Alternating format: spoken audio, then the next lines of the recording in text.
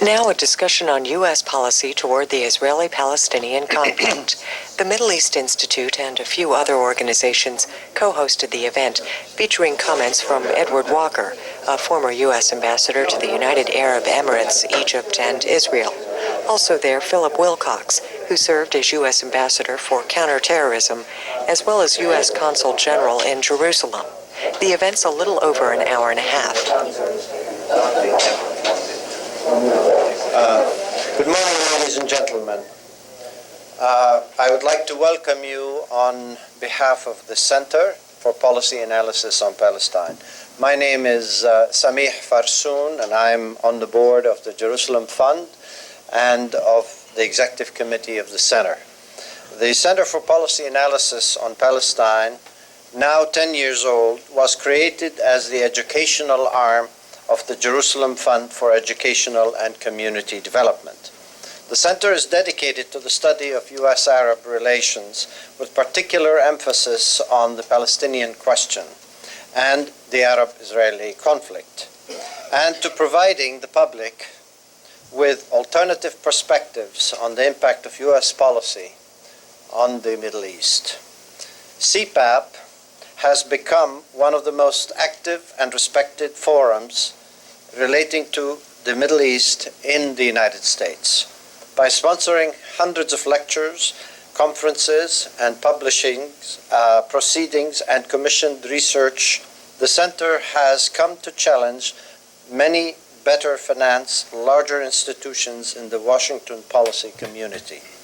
CPAP provides vitally needed policy analysis and recommendations on issues and developments related to the Palestine question, Israel, and the Arab world.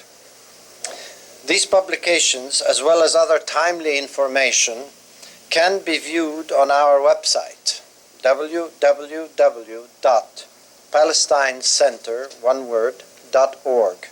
Today, it is indeed our pleasure to add to our list of distinguished speakers with a panel of experts who will discuss the implications of Secretary of State Colin Powell's speech delivered in Louisville, Kentucky on Monday, November 19, 2001.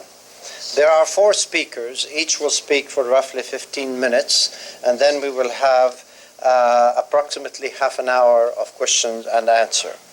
I'd like to introduce the first speaker, and in turn I will introduce the other speakers later on. The first speaker is Dr. Naseer Aruri, who is Chancellor Professor of Political Science at the University of Massachusetts at Dartmouth. Dr. Aruri is also the president of the Trans-Arab Research Institute. Born in Jerusalem, Dr. Aruri served as a member of many human rights organizations, and he was on the board of Amnesty and others. He has published extensively, and his latest 2 books I would like to cite are The Obstruction of Peace, the U.S., Israel, and the Palestinians, published in 1995. And only recently, a few months ago, in the year 2001, he also has published a book on Palestinian refugees, The Right of Return. Please welcome Dr. Aruri.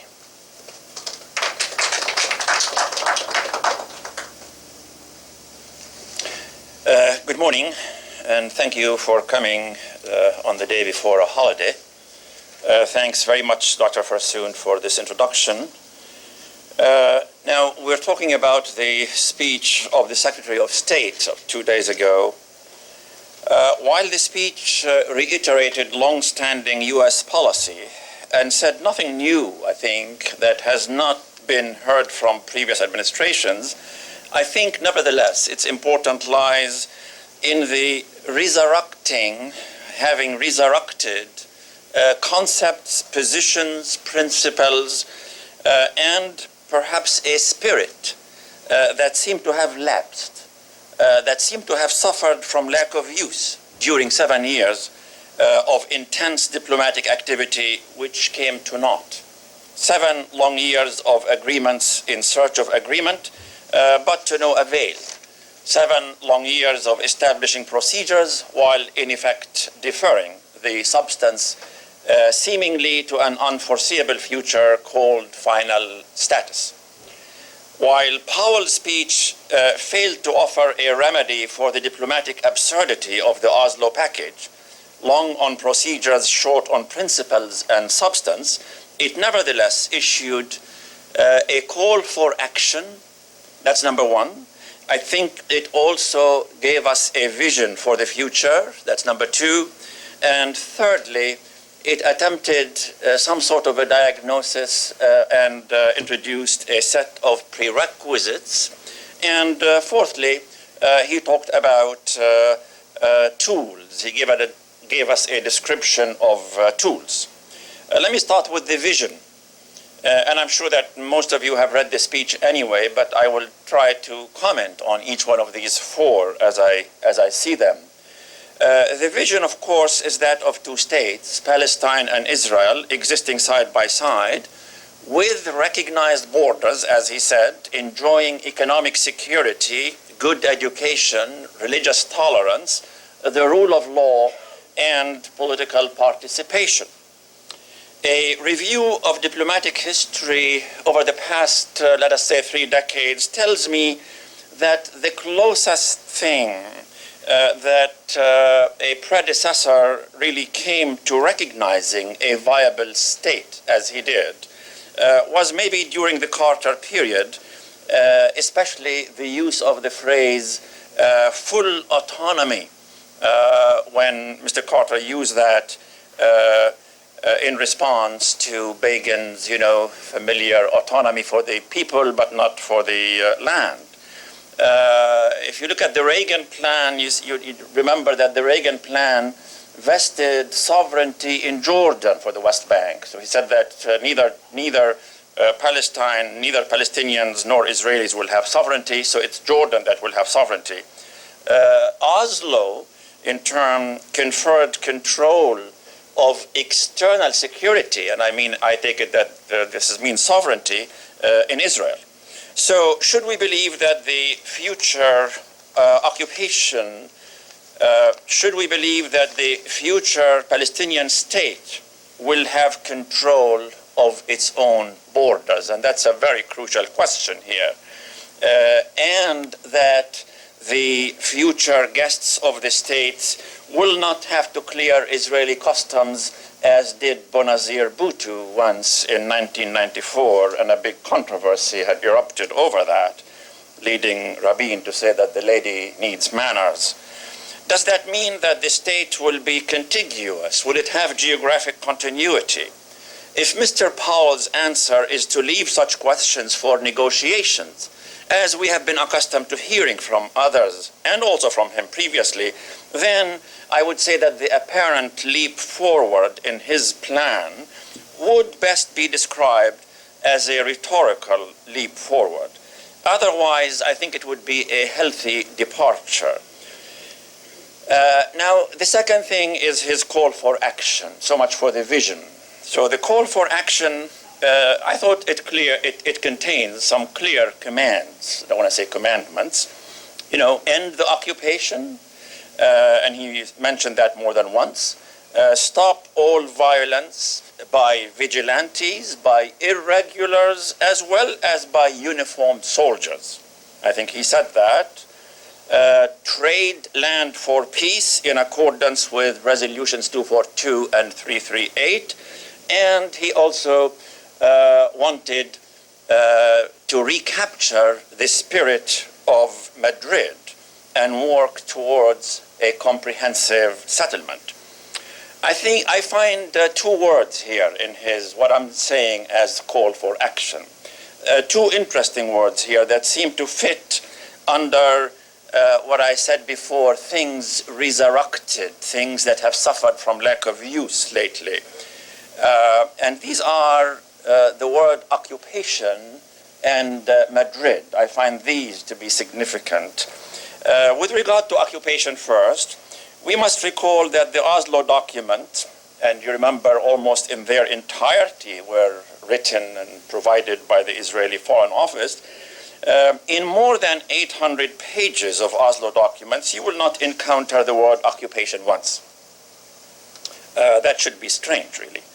Oslo is an open-ended, an agreement to reach agreement, and the absence of the term occupation meant the absence of international law, which governs military occupations. As we know, civilians under military occupation are entitled to rights and protection under the Fourth Geneva Convention of 1949.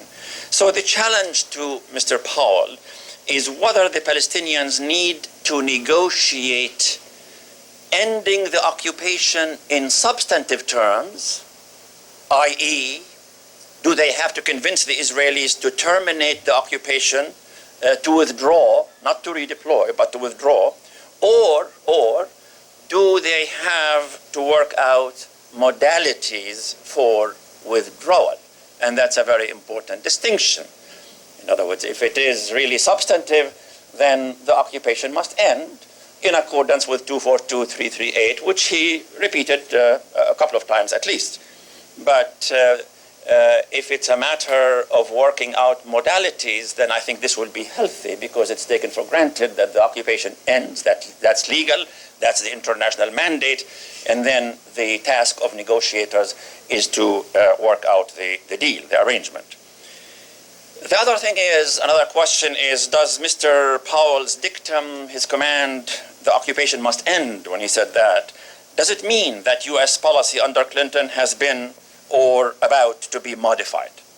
Let us recall Secretary of State Christopher's letter to Netanyahu during the Hebron Agreement in 1997, when he actually virtually enunciated a new thing by saying that the redeployment, the extent of redeployment on the part of Israel would depend on Israel itself and on Israel's security needs as defined by Israel. That was the generosity of Mr. Christopher.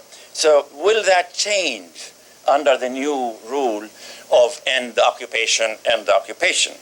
Now, U.S. policy under Clinton was, in effect, really based on the illegal notion that the occupied territories are disputed. Will we see a return to the use of occupation? Now, this is so much for occupation. I said two words were significant under this thing that I call for action. The second word is Madrid, which I think is important. The fact that Madrid was mentioned a few times. With regard to Madrid, Powell's mention of it a few times may be symbolic, or could be symbolic, of what that term represents. What does Madrid represent? And what is the importance, therefore, of repeating Madrid? Here I would like to refer to two dimensions of Madrid that could be important. Madrid was the venue for Arab-Israeli negotiations, you remember, prior to Oslo. It was seen as having elements that were set aside by Oslo. So when Oslo came, it really sort of invalidated, you might say, Madrid. Madrid called for comprehensive peace, and Mr. Powell emphasized that. The second thing about Madrid is that there was something of an attempt to make it look international, unlike Oslo, where there wasn't even an attempt to make it look that way. It was an exclusively American affair and exclusively bilateral, that is to say, talks between Israelis and Palestinians. That's one thing about Madrid. The second thing about Madrid is Powell's reference to it, in his reference to it, is that he said it was an opportunity that was opened up by the Gulf War.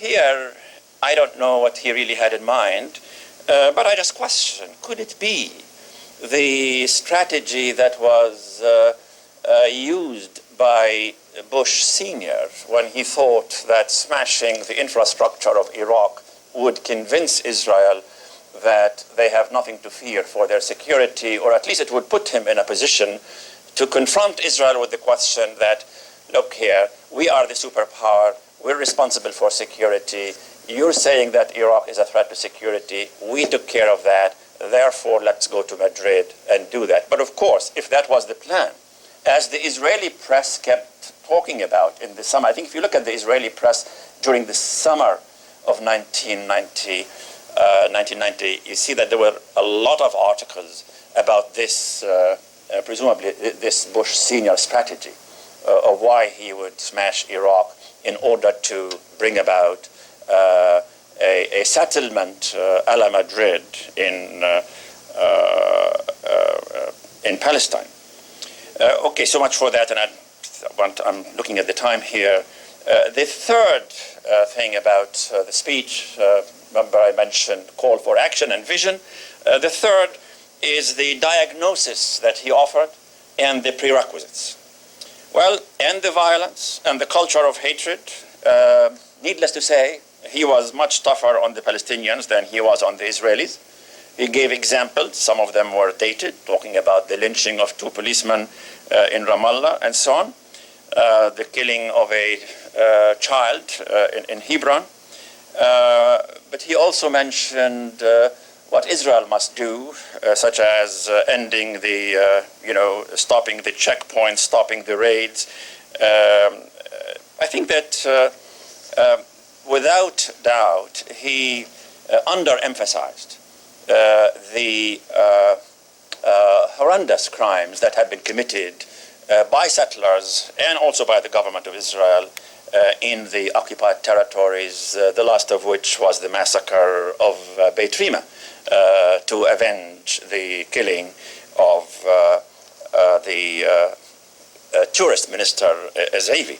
I think that if Mr. Powell's intent was to be even-handed there and to act as honest broker, then I think his list of refrains, asking both to refrain from this and from that, was terribly myopic and lopsided. Moreover, his diagnosis seems to skip Oslo. It really skipped Oslo, just glossed over it, and went right from the Intifada. He seemed to have gone right from Madrid to the Intifada, as if it occurred in a vacuum.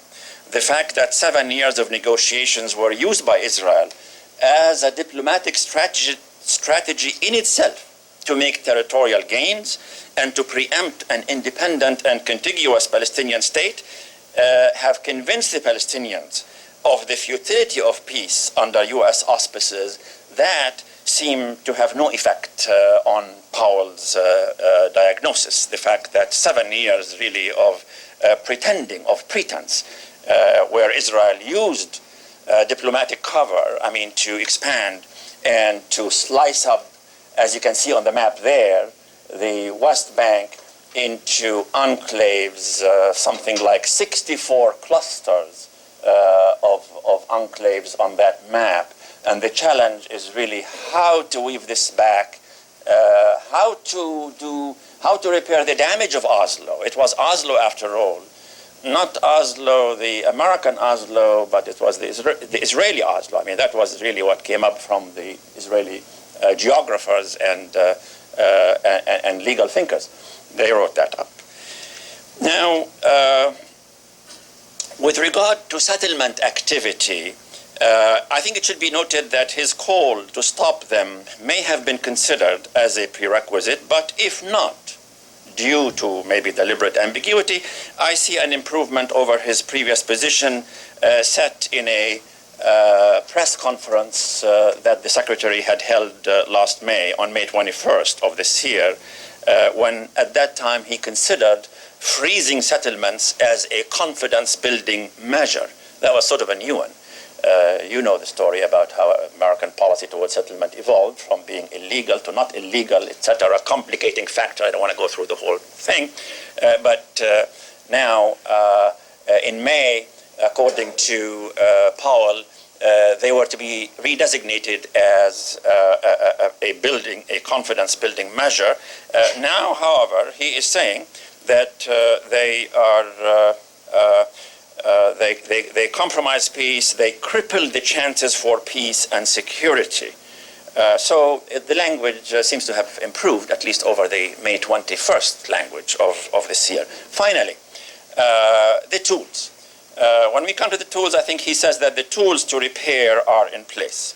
Predictably, they are Tenet and Mitchell plans. That was not really too difficult to predict or figure out. He claimed that the Mitchell report gives us a roadmap. Ceasefire and violence, end closure, proceed to the table of negotiations. Well, the missing thing here, as far as I am concerned, are the guidelines. As to the framework, he said it is Resolution 242 and 338, and he repeated land for peace. But how will the borders be defined? 242 does not permit conquest by force. How will Jerusalem be resolved? Bush Sr. said it was occupied in his confrontation with the Zionist lobby and Israel back in the spring of 1990. Some of you recall that. Also, what about the refugees? What shape will the viable Palestinian state take? Whose account of the failure of Camp David II will prevail? All of these things are going to come up. Whose account of the failure of Camp David II will prevail? Is it the account of Robert Malley, or is it going to be the account, the Israeli account that was adopted wholesale by the U.S. mainstream media about the so-called generous offer? But most importantly, I think, is whether President George W. Bush, who still refuses to shake the hand of Arafat, will be more willing and able to stand up to the expected challenge from Israel and its supporters in the Congress and media when and if the Powell plan, if I may call it plan, goes into effect. These are the challenges. So in the end, let me just say that I think that the success or failure of Powell's initiative will depend on these questions, on the answer to these questions, and how they will be dealt with, and on whether the promised pushing, prodding, and presenting. Remember, he made these three words there. He said, we will push, we will prod, we will present ideas. So it's going to depend on whether the pushing, the prodding, and the presenting will fare better than previous attempts by Baker and others. Only time will tell. Thank you very much.